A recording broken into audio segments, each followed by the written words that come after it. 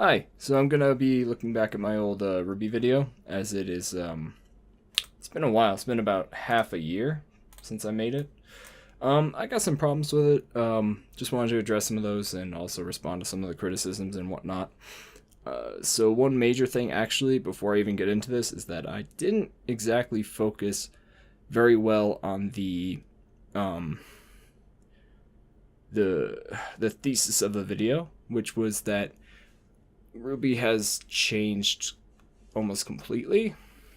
As when I say lost focus, what I was trying to get at was that it changed from an action series driven by its characters primarily to a more plot-driven fantasy-esque kind of story. And there's some things I put in here and there that address that, but I would have liked to make that more clear right from the get-go. I spent a bit too much time talking about certain things, and I'll get to those things when I get to those things. But yeah, let's just get into this.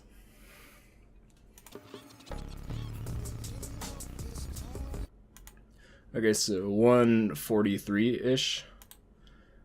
I said something along the lines of fans didn't really care about bad voice acting and like the less detailed background characters and all the problems Volume 1 had specifically. And, what I was trying to get at was that despite those flaws, people stuck with the series and it improved. What some people took that as was me saying that ignoring that fans were giving criticism even back then, which of course not. Like, I was one of those people that was really annoyed by like the whole background characters just really sticking out like a sore thumb. But just to clarify, I just want to put that out there because like 2 people were confused by that or thought I was being disingenuous. But I don't think I was.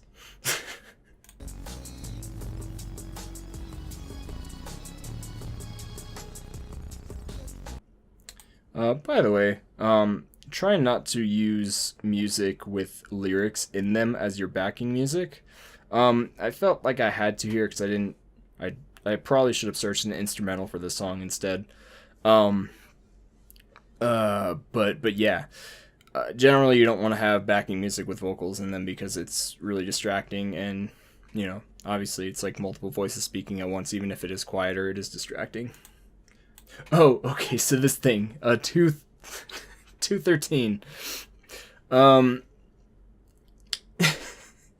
so this whole thing of me pointing out that I think ECPC's video is really bad.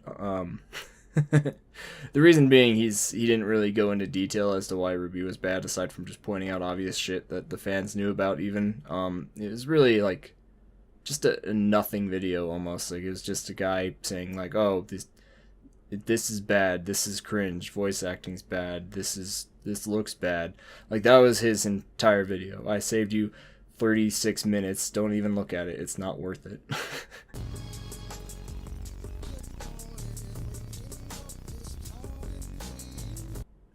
Okay, it's 3:35. Um, do yourselves a favor, guys. If you're going to use footage, especially if you're trying to showcase something that is a good example, make sure the frame rate isn't complete crap like it is here. Uh, I don't have really an excuse for this other than I was lazy, but yeah, don't be lazy. Make sure that your frame rate on the clips you use is pretty solid, because if it's not, it's gonna stick out. People are gonna notice that there's like this drop in quality. And this is the kind of thing where like, this is my personal belief. If you are going to critique something, you have to make sure you're not being lazy with your critiques, because I mean, it's almost hypocritical in a way if you're calling them lazy or like not caring for something, and then you have problems because you were lazy or didn't care to fix that thing. Then yeah, that's anyway. Don't use crappy frame rate clips. Make sure you get good ones. You can download raw files. There's always a way.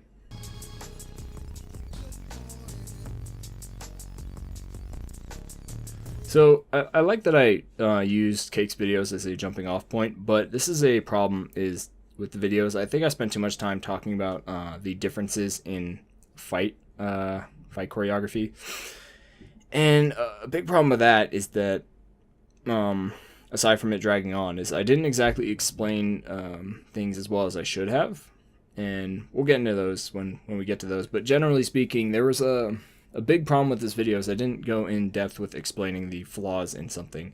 I just put it on screen like, look, it's bad, and it's not really good. It's not really a good way to go about that. So yeah, that was a big problem I knew about that I have been trying to fix from here on out. My main issue I run into is I don't want to over-explain things, so I'm always in fear of that, so it ended up being a double-edged sword and resulted in me just not explaining things enough. This is a part of the reason I wish I didn't go off of Cake's videos, because I'm not as well versed on choreography as someone like Cake is because he studies it. And also, I didn't really know how to point out a bad example of rhythm. So honestly, this is kind of why the rhythm point was a bit bad. I was not really well experienced in what to look for. Like my eye wasn't exactly trained to find bad examples of rhythm. But I did know that these fights would pause and they would talk, and like an exchange would happen and then it would stop. It would just keep doing that throughout this whole golem fight that they have.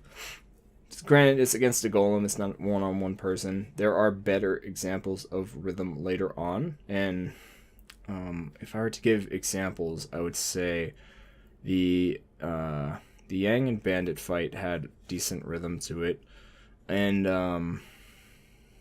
the fight between Sun and Ilya had decent rhythm. But as far as I know, the Ilya and Sun fight, they gave the animators more freedom to work with, because I think a big reason this was happening was because they're actually storyboarding a lot of their fights, which really limits the animators and what they can do.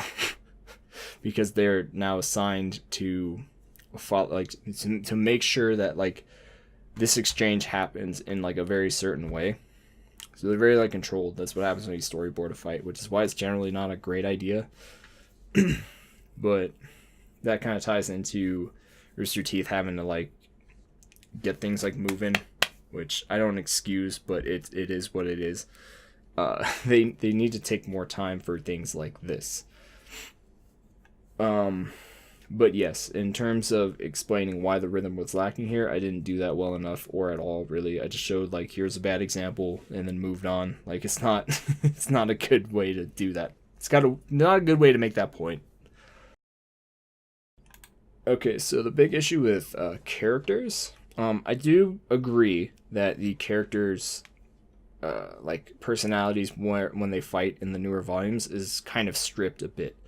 I shouldn't have used Yang as an example, because she's really the only one that has this excuse as to why she's different, and that's her PTSD. I'm not going to get into that, but I do think it's kind of just an excuse to make her more of a serious character, and I don't really like that. You can disagree with me if you want, but she feels like another iteration of Blake, which is why I didn't really enjoy that. So what I should have used as an example of character would have been Rwby. She would have been a much better example, because Rwby used to lug around this big scythe and be this small character, and that was her dynamic. She was very fast, but she also lugged around this massive scythe, and that's what made her fighting style interesting and cool and her own thing.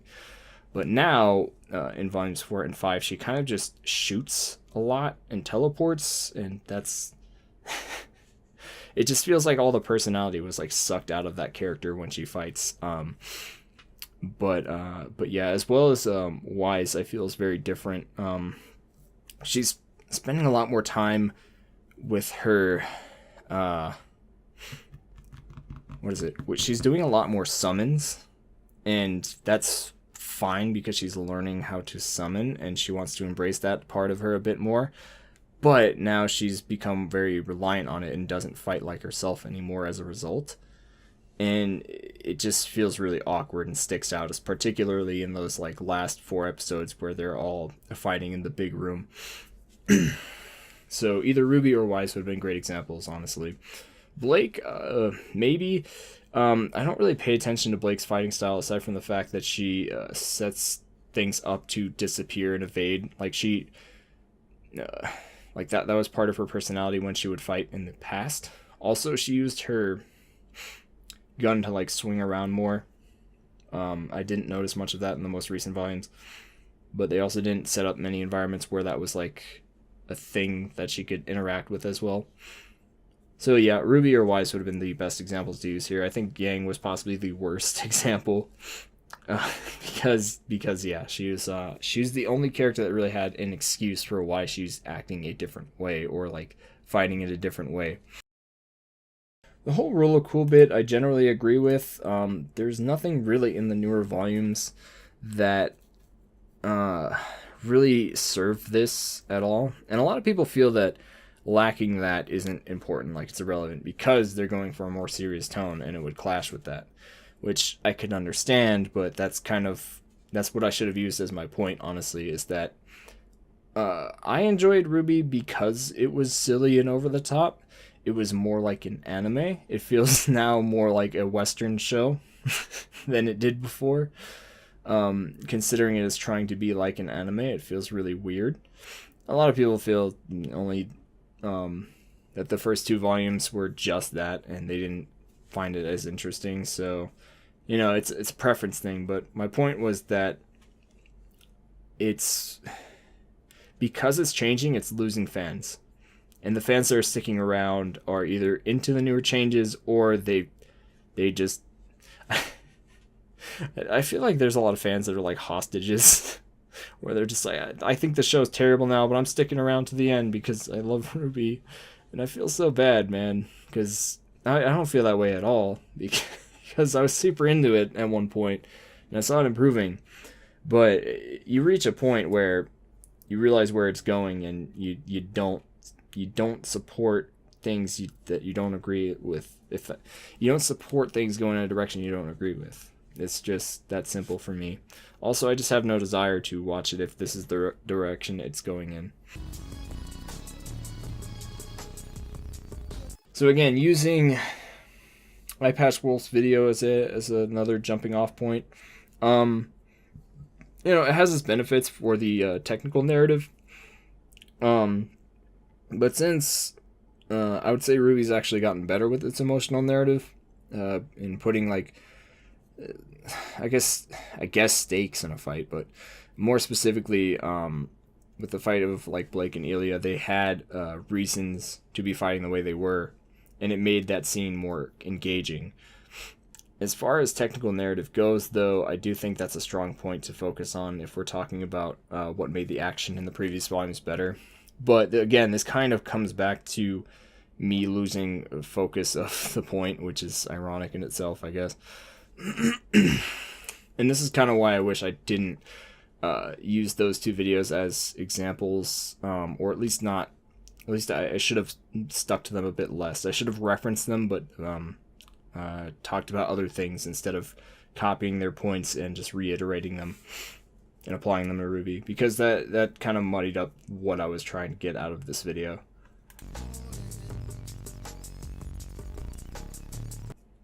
So the final fight, or the second to last final fight in volume 5, I don't know if I should have used this as an example of what I was going for here, because it kind of just went off in a weird direction, and it's just for me to find an excuse to segue into the next point, which I did so in a really weird way. I legit just copied something Donkey did and just put it in my video. So if it felt like I was doing that, then no, I was literally just copying Donkey for that segue.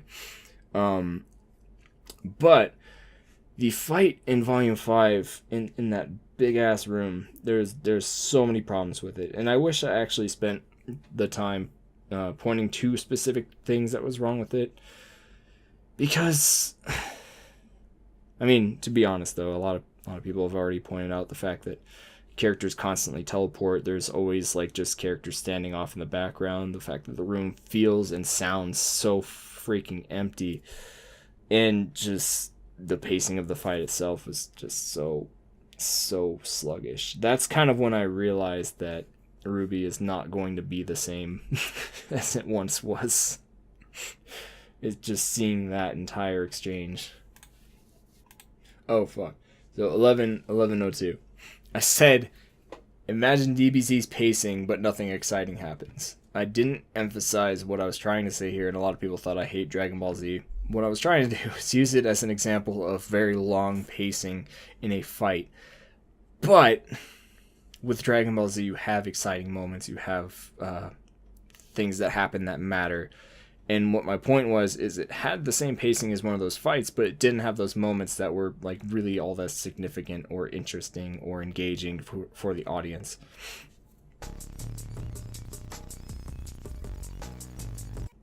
Oh, and the cliffhanger. I'll address this real quick because some people thought that this actually happened, but I gotta ask, why would you think they would kill off Wise in this way? I ask this because if they were to kill off Wise in this way, where Wise had no active role in it, her character arc didn't really finish at all. She was just looking away and then just died. Could you imagine how the fan reception would be? Also, it's just not a satisfying way to do that, unless they were going for an unsatisfying way to kill off a character, which I doubt. Which I did doubt at the time, because obviously I don't see this happening. And not to mention, when you had the other death that happened in the series, the character faded away as soon as she was struck by the arrow. It was very definitive that happened, and there was no cliffhanger afterwards. It just happened in the middle of the episode, and she was dead. Like, there was almost no questioning it. When people were saying, oh, she's coming back, I was like, no, she's not. It was pretty decisive and clear. Also, she was a side character and not one of the main four characters, so it makes more sense. This, on the other hand,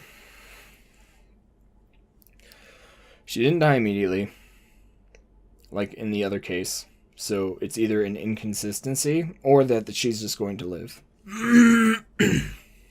Not to mention, it just makes more sense narratively to let Wise live because she still has a character arc to finish. She's not done yet. It would make so much more sense to keep her alive. And my problem with this is they're inserting like this drama into a scene that was lacking any sort of drama at all. Not to mention, I didn't point this out, but the scene beforehand, like John just lunges at Cinder. He clips her face with the sword, right? And he just falls over and is rolling on the ground like he's heavily injured. But no, he just fell over while throwing like a very awkward lunge.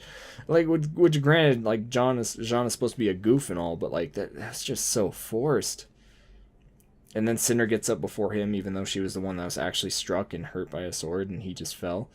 That was basically another problem with this entire fight sequence, is everyone was acting so out of character, or just in a way where they were fighting.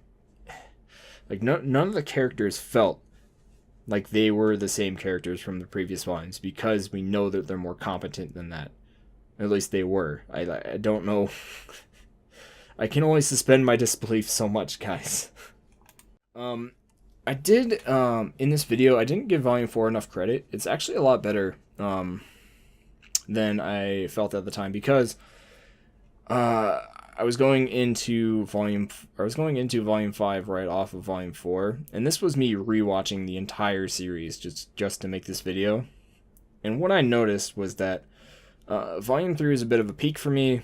Volume 4 was sort of a plateau, and then the Volume 5 felt like a drop off a cliff. And at the time I felt it was more gradual than that, but no, Volume 4 is actually doing things in more of an interesting way. And I think it deserves more respect. It definitely didn't do its action that well, but it did handle its characters in more of an interesting way than I gave it credit for. Particularly Yang's whole arc, Blake's entire arc. I think Wise's arc was fine, though I didn't feel it was necessary personally. And then Rwby was just Rwby. She felt very absent, like in these last few volumes. Like I don't know what that was about. I was a little disappointed that Jean didn't really get much time to express his grief, but I do think that this whole scene where he's training with the recording of Pyrrha, I think that's a fucking great scene.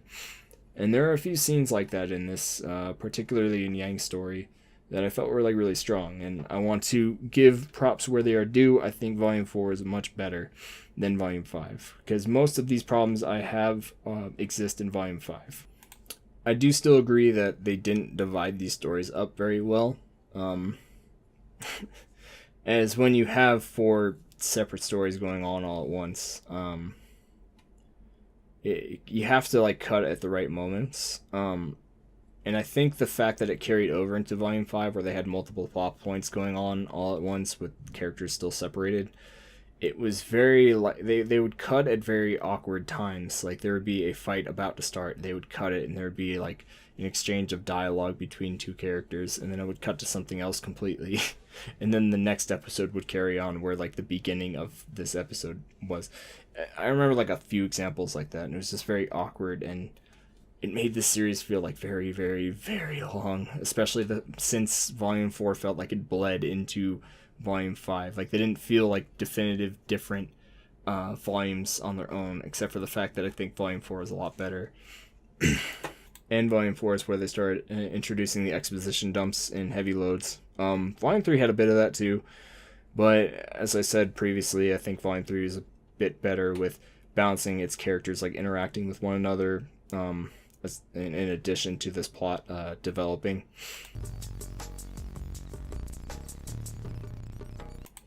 Yeah, I think generally around 15 minutes, I think.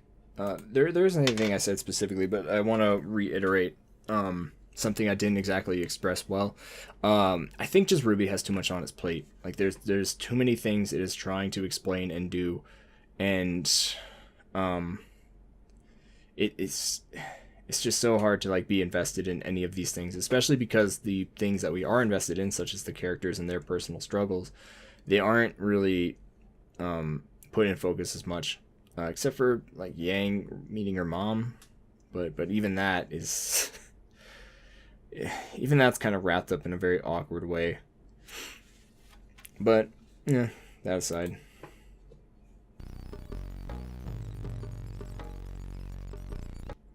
Now the whole why did you start watching Rwby?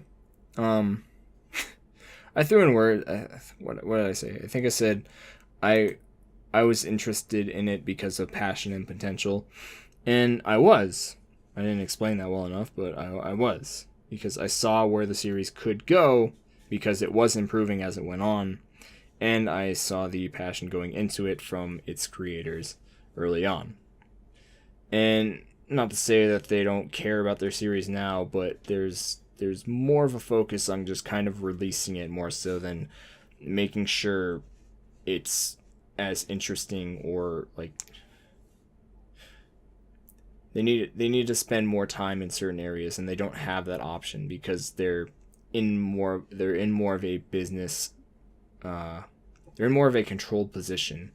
I'm trying to remember who owns Rooster Teeth, but somebody bought Rooster Teeth. I don't remember who. And that's probably why the Volume 5 felt as rushed as it was.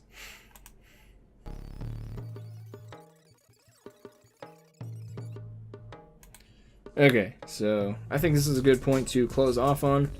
The letter. So, controversial addition to the video.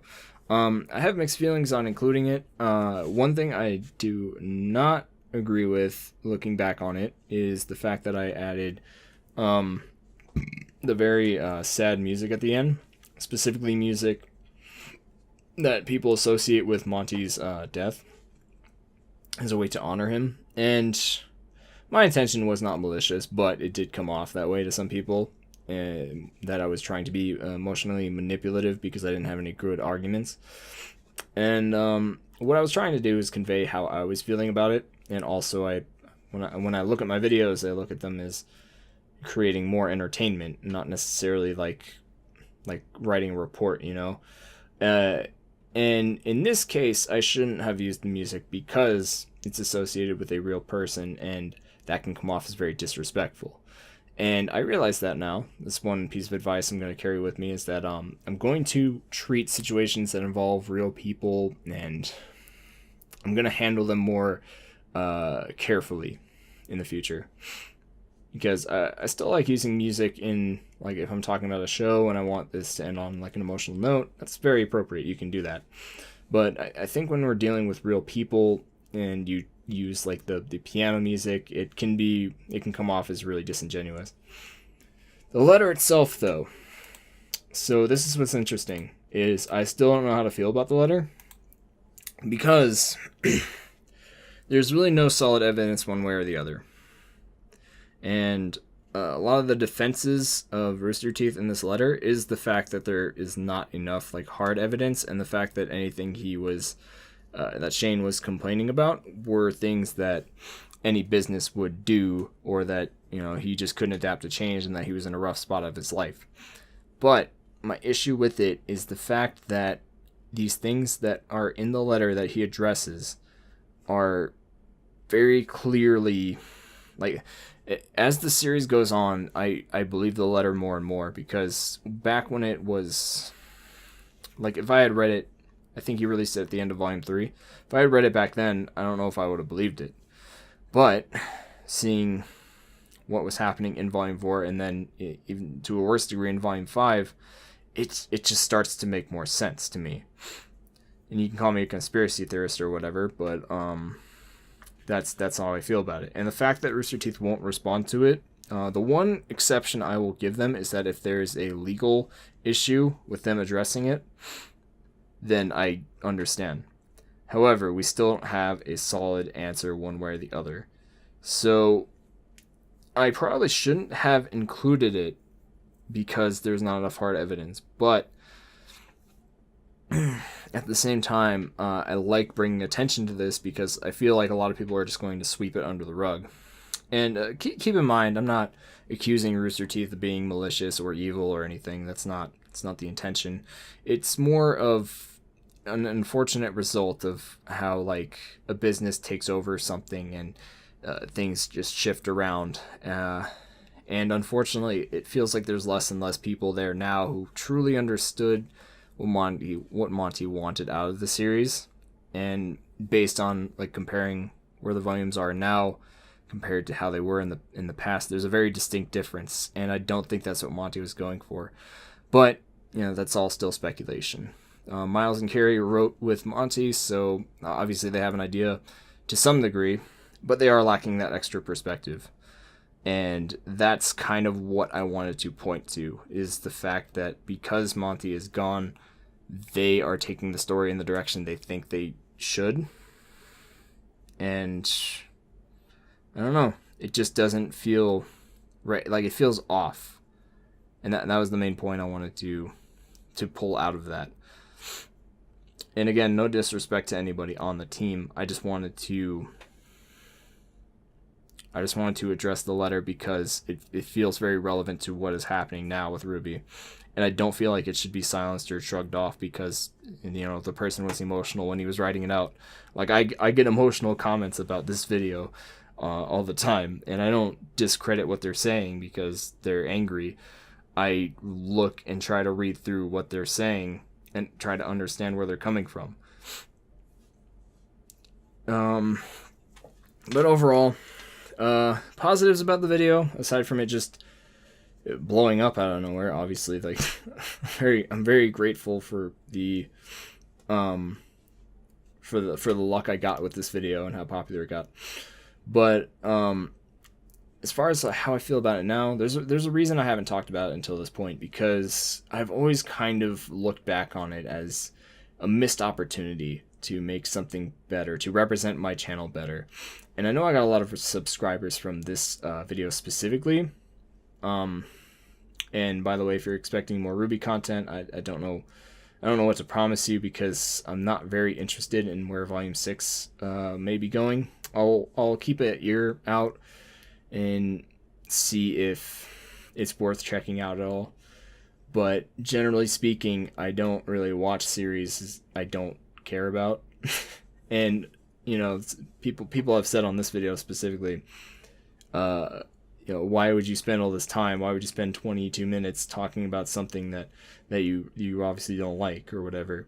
And that was the thing, is that I did like it. I did have passion for the show, and you know, I feel passionate about where it's going, and I feel passionate about like not liking where it's going. And I think people misunderstand that, because critics, we're not here to just shit on things. We're here to shit on things that we feel passionate about. Generally, there's some people who just want to just want to make fun of things. So that's their own agenda. I don't care. But if you see somebody that makes Rwby content specifically, like, I don't know, like Vex Viewer, Fat Man Falling, Unicorn of War, and if they make criticisms of the show, but they center their content around Rwby, they're doing that for a reason. They're doing that because they care about the series. Anyway, sorry, the end of this is a little too off script. But yeah, generally speaking, I like how I constructed this video for the most part. I wish I explained things better, and I wish I was more clear in what I was trying to get across. But I do think most people gathered what I was trying to say, and if nothing else, I'm very happy with that. I'm very happy that this video has a like 90% like rate. That's as much as I can expect for more of a controversial video like this, where I made a bunch of mistakes on it. And if you feel there was anything else I slipped up on, just let me know in the comments and I'll address that. Also, if you're interested in keeping up with me, I recently opened a fan Discord and a Patreon. So if you want to support me or just join me to talk, then I'll leave links to those right here in the description. See you guys in the next video.